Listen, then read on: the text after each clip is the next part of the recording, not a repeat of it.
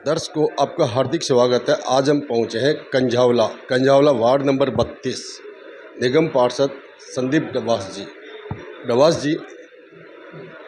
बरसात का मौसम आ चुका है और क्या आपकी क्षेत्र में तैयारियां हैं, जैसे नाले?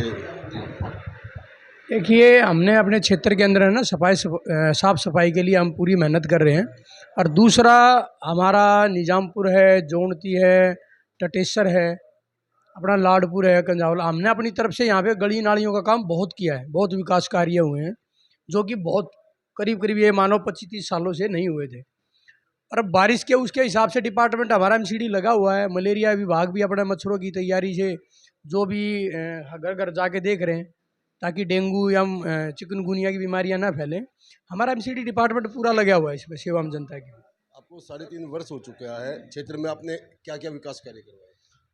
देखिए, हमने तो अपने यहाँ पे निजामपुर के अंदर जो है क्लिनिक उसको डिस्पेंसरी को भी चालू कराया जो बंद थी, और कंझावले में भी जो डिस्पेंसरी में दवाइयाँ नहीं आती थी हमारे टाइम में, वो भी दोबारा से आनी शुरू हो गई हैं।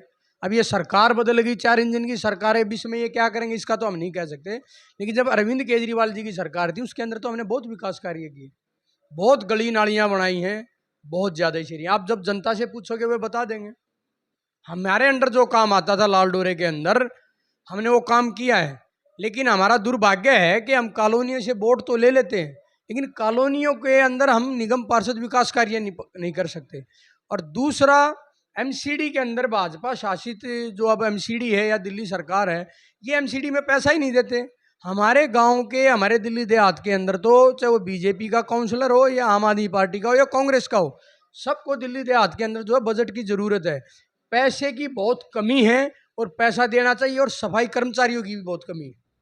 सबको जो प्राइवेट कर रहे हैं ये बड़ा गलत चल रहा है, ठेकेदारी प्रथा चली हुई है, सब कुछ ये गलत है। जैसे डीटीसी बस भी हमारी प्राइवेट कर दी है, एमसीडी में कर्मचारी प्राइवेट कर दिया है, तो क्या आगे नौकरी कहाँ से मिलेगी लोगों को? ये हमारे समाज के लिए और जनता के लिए घातक है। जब हम सबको प्राइवेटाइजेशन कर देंगे तो बेचारों को रोजगार कहाँ से मिलेगा? जब दिल करेगा प्राइवेट कंपनियां उन्हें निकाल देंगी, जब दिल करेगा रख लेंगी, और उसमें भी रिश्वत चल रही है। अब हमारे में ये टिप्पर वाले हैं, यही देख लो ना, इस पर जब भर्ती करती हैं कंपनियां 70 से 80 हज़ार रुपये तक, लाख रुपए तक उन पर रिश्वत लेकर के ड्राइवर और हेल्पर रखते हैं। उसके बावजूद भी ये हालात है तो क्या फ़ायदा हुआ? कम से कम अगर उसको कच्चों में भी लिया जाए तो डिपार्टमेंट के थ्रू लिया जाए, कम से कम उसको कोई निकालेगा तो नहीं। लेकिन हम क्या कर रहे हैं, सब कमीशन एजेंट चला हुआ ऊपर से, प्राइवेट की कंपनी बनाई और उसको टेंडर दे देते हैं और सब पैसे खा रहे हैं। ये जनता के साथ जो है गलत किया जा रहा है और भेदभाव हो रहा है, ये गलत है, ये रुकना चाहिए। क्या लगता है पंजाब के अंदर आपकी सरकार दोबारा से बनेगी? मुझे पूरा विश्वास है पंजाब की जनता अरविंद केजरीवाल के साथ है, पंजाब के विकास के साथ है। वो दोबारा से आम आदमी पार्टी की सरकार बनाएगी, पूरे बहुमत प्रचंड के साथ आएगी। क्या दिल्ली में भी क्या नाम से जनता की आवाज़ है कि केजरीवाल दोबारा आना चाहिए? क्या लगता है आप? वो तो जनता पछता रही है।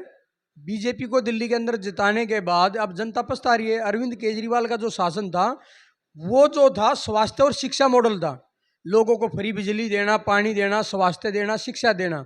अब भाजपा सरकार तो ये दे ही नहीं पा रही है। ये तो सरासर जो है गुंडागर्दी चल रही है। अब 4 इंजन की सरकार है, आप देख लीजिए ना क्या हालात है, क्या विकास कार्य हो रहे हैं, लोगों के घर तोड़े जा रहे हैं। जनता को सुविधा देनी चाहिए, ना कि जनता को बेघर करना चाहिए। जनता के लिए कुछ हो ही नहीं रहा है, सब कागजों में, फाइलों में, एडवर्टाइजमेंट पे पैसा हो रहा है।